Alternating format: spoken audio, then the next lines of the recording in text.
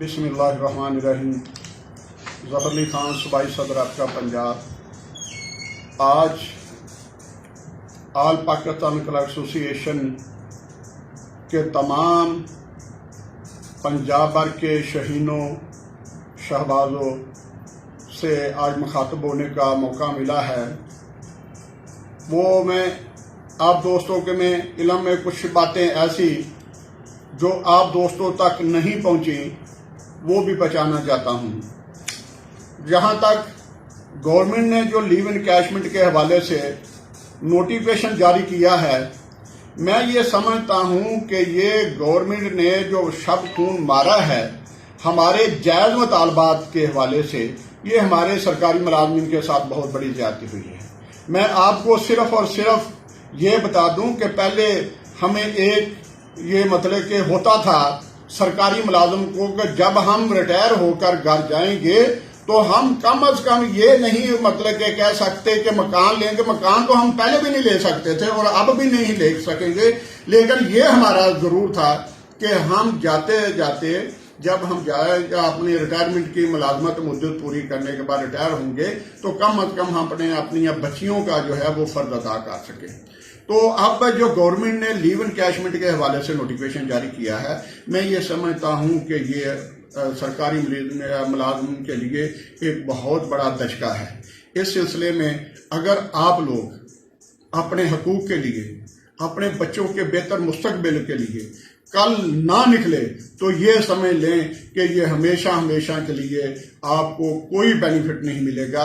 अब मैं आपके इल्म में ये बात लाना चाहता हूं कि जो आदमी इस वक्त रिटायर हो रहा है, जिसकी तनख्वाह 1,06,000 जिसको मिलती थी अपना बेसिक पे, उसकी जो पेंशन उसको होम टैक्स मिलनी थी वो तकरीबन 83,000 के लगभग बनती थी। अब जब वो रिटायर होगा इसलिए लीव इनकैशमेंट के हवाले से नोटिफिकेशन के हवाले से, तो आप देखेंगे 83,000 के बजाय उसे 36,000 मिलेगा। कितना लॉस हो रहा है। तो सरकारी मुलाजमीन का तो टोटली दारोमदार पेंशन पे होता है। सारी मुलाजमत की जो उसकी मुद्दत है वो फाका कशी पे वो काट देता है, इसलिए कि जो हमें रिटायरमेंट के बाद पेंशन जो हमें मिलनी है वो हमारे बुढ़ापे का सहारा होती है। बहुत से ऐसे खानदान मैंने देखे हैं, बहुत से ऐसे लोग देखे हैं जब वो रिटायर होते हैं तो ना उनके बच्चे उन्हें पूछते हैं, ना ही कोई रिश्तेदार उनका पूछता है, और वो सिर्फ और सिर्फ वो अपनी पेंशन जो होती है उस पर वो गुजारा करता है और अपने बच्चों का जो बच्चियां हैं उनको मतलब के लेके आगे चलता है। तो मैं आप तमाम दोस्तों से ये रिक्वेस्ट करूंगा, आप ये ना समझें कि यार कोई बात नहीं, ये होगा, ऐसी कोई बात नहीं। अपने जायज़ हकूक के लिए जब आप निकलेंगे तो मैं ये समझता हूं कि अल्लाह ताला बड़ा वाहदा शरीक है, वो जरूर आपकी आवाज़ सुनेगा। और जो हुक्मरान हैं इस वक्त, जो मानों में बैठे हुक्मरान हैं, मैं ये समझता हूं कि वो आपसे लायल नहीं है। वो ना मतलब कि उन्होंने आज तक हमारा सोचा है, ना वो सोचेंगे।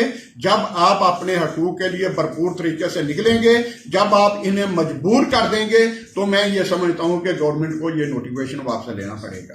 तो मेरी वज़ीर आला पंजाब से भी ये मतलब कि पुरजोर अपील है, रिक्वेस्ट है कि जनाब वज़ीर आला साहब, आप एक सहाफत से तल्लुक़ रखते हैं, आप तमाम तबके के लोगों को बड़ी अच्छी तरह जानते हैं, अवाम को जानते हैं, मुलाजमीन को जानते हैं कि ये किस तरह मतलब के गुजारा कर रहे हैं।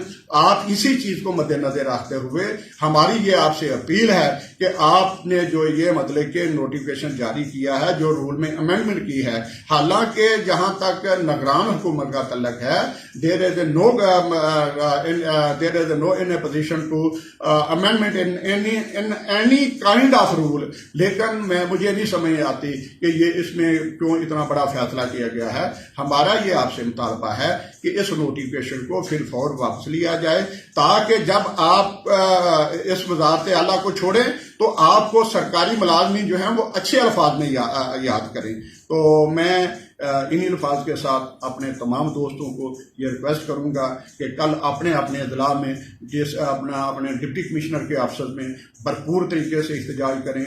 इंशाल्लाह जहां तक लाहौर का तल्लक है, लाहौर में कल इंशाल्लाह भरपूर तरीके से हम सेक्रेटेरिएट का घेराव करेंगे और हमारा ये घेराव उस वक्त तक जारी रहेगा जब तक हमारा मुतालबा पूरा नहीं होता। Thank you very much.